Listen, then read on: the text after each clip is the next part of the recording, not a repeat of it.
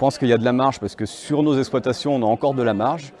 66 000 €, c'est le coût moyen de la mécanisation sur une exploitation moyenne en Pays de la Loire. Donc on pense qu'il y a encore de la marge pour réduire ce coût. Démonstration par l'exemple à l'Assemblée générale des CUMA de Vendée, jeudi 25 janvier, avec présentation de 2 groupes de fauches qui travaillent en intercuma pour diminuer les coûts à l'hectare, chiffre à l'appui.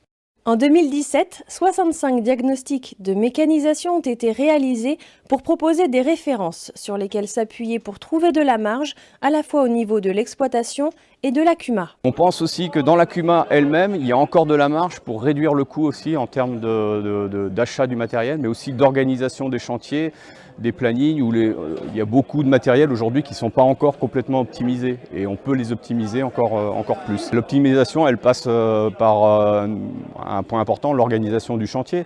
On va avoir un témoignage cet après-midi d'une CUMA d'Ille-et-Vilaine qui a organisé des chantiers d'épandage de lisier en optimisant le matériel quasiment 24 heures sur 24 pendant une période de l'année, notamment au printemps. Et c'est là-dessus qu'on a encore à gagner et c'est là-dessus qu'on a la marge en fait aujourd'hui dans les CUMA. On a regroupé les CUMA ensemble pour acheter des matériels spécifiques, pour économiser justement sur de la main-d'œuvre, pour avoir du matériel un peu plus important et pour vraiment servir les agriculteurs au quotidien sur tous leurs travaux. On avait quelques matériels dans chaque CUMA et donc on a supprimé quelques tonnes à lisier, puisque là on est sur les tonnes à lisier en ce moment. Et donc on a une plus grosse tonne à lisier qui fait donc toutes les CUMA, les adhérents des CUMA.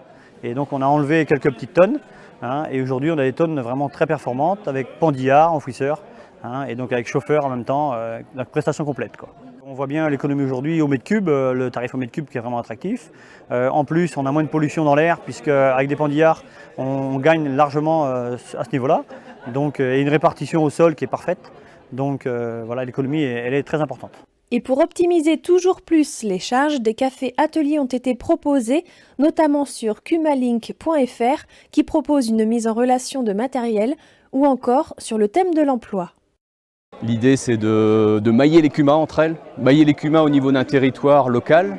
C'est-à-dire qu'on s'aperçoit en fait que les CUMA ne se connaissent pas forcément encore dans un même secteur, mais aussi mailler plus largement au niveau régional pour faire des échanges entre les CUMA, entre la Vendée, la Bretagne, des échanges d'ensileuses, des échanges de moissonneuses, qui se font déjà, mais l'objectif, toujours pour rationaliser, c'est d'aller plus loin encore dans ces échanges. Les CUMA sont en recherche de salariés parce qu'il y a une demande forte des exploitations en termes de main-d'œuvre. Donc les CUMA et donc il faut accompagner les CUMA parce que recruter un salarié, c'est pas simple, et puis après gérer, manager le salarié, c'est un métier, donc on a besoin de compétences.